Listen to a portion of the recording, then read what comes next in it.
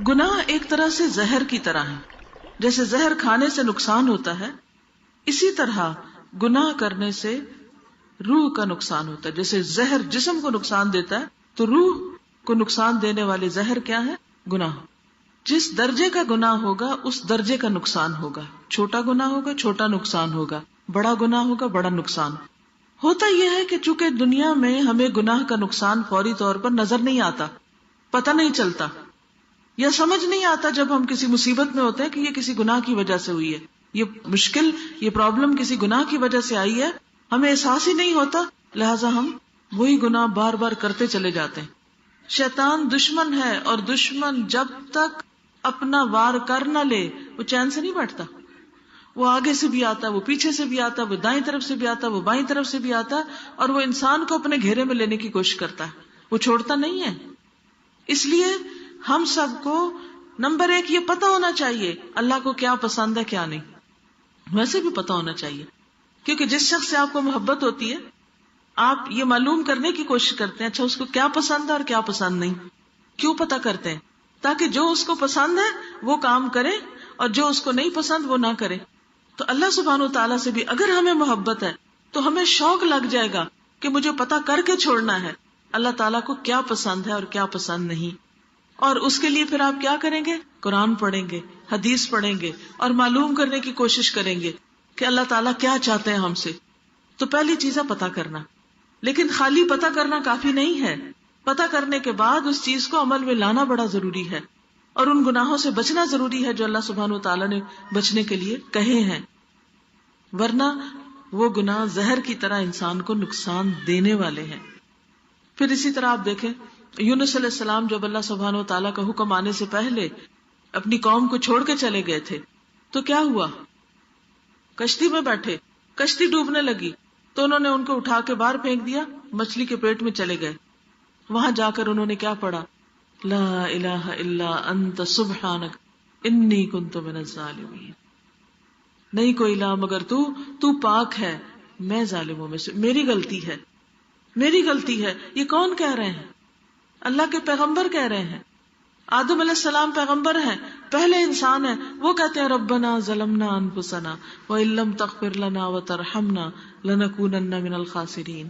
کہ اللہ ہم نے اپنی جانوں پہ ظلم کیا، اگر تو نے ہم کو معاف نہ کیا اور ہم پہ رحم نہ کیا تو ہم ضرور نقصان اٹھا جائیں گے.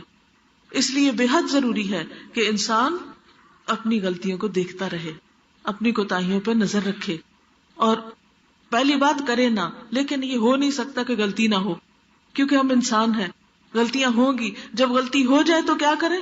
معافی مانگ لیں، توبہ کر لیں، واپس پلٹ آئیں. ضد نہیں، اصرار نہیں، تعویلیں نہیں، حجتیں نہیں، بہانے نہیں. اللہ کو وہ لوگ پسند ہیں جو اپنی غلطی مان جاتے ہیں. اور اللہ سبحانہ وتعالیٰ نے حضرت یونس علیہ السلام کے لیے کہا اگر وہ تسبیح نہ کرتے تو وہ مچھلی کے پیٹ میں رہتے، قیامت کے دن تک اس سے نہ نکالے جاتے. تو اس سے یہ بھی پتہ چلتا ہے کہ گناہ کی وجہ سے جب انسان کسی مصیبت میں پڑتا ہے تو جب تک توبہ نہ کرے اس سے باہر نہیں نکلتا. اور ایسا نہ ہو کہ توبہ کیے بغیر مر جائے اور مرنے کے بعد کیا ہوگا؟ قیامت تک پھر اسی مصیبت میں پڑا رہے گا انسان. خودکشی کیوں حرام ہے؟ اسی وجہ سے نا کہ اس کے بعد توبہ کا موقع نہیں ہوتا اور انسان اسی حال میں اللہ کے پاس جا پہنچتا ہے. پھر اسی طرح جتنی بھی قومیں ہیں، قوم عاد ہے، سمود ہے، قوم لوط ہے، اور قومیں ہیں، ان سب کے اوپر اللہ کے عذاب آئے. کیوں آئے؟ فعصوا رسول ربهم فاخذهم اخذۃ رابیہ. انہوں نے اپنے رب کے رسولوں کی نافرمانی کی تو ان کو بڑھتی چڑھتی پکڑنے آ پکڑا، ان کی پکڑ ہو گئی. پھر اسی طرح آپ دیکھیں بنی اسرائیل جو تھے وہ بھی اللہ کی چنی ہوئی قوم تھے. اللہ سبحانہ وتعالیٰ قرآن پاک میں فرماتے ہیں انی فضلتکم علی العالمین، میں نے تمہیں سارے جہان پہ فضیلت دی، تمہیں چن لیا. لیکن جب چنے ہوئے لوگ، چنی ہوئی قوم، جب اس نے اللہ کی نافرمانی کی تو کیا ہوا؟ اللہ نے ایسی قومیں ان پر مسلط کی جنہوں نے ان کو انتہائی ذلیل و خوار کیا. تاریخ اگر ہم پڑھیں تو پتہ چلتا ہے کہ کچھ ایسے بادشاہ گزرے ہیں جیسے ٹیٹس ہے، بخت نصر ہے، انہوں نے ان پہ چڑھائی کر دی، ہلاکو خان کی شکل میں ان کے اوپر عذاب بھیجا. اور پھر کس طرح مسلمانوں کے خلیفہ کو مارا گیا، بوری میں بند کر کے ڈنڈوں سے مار مار کے اس کو مارا گیا.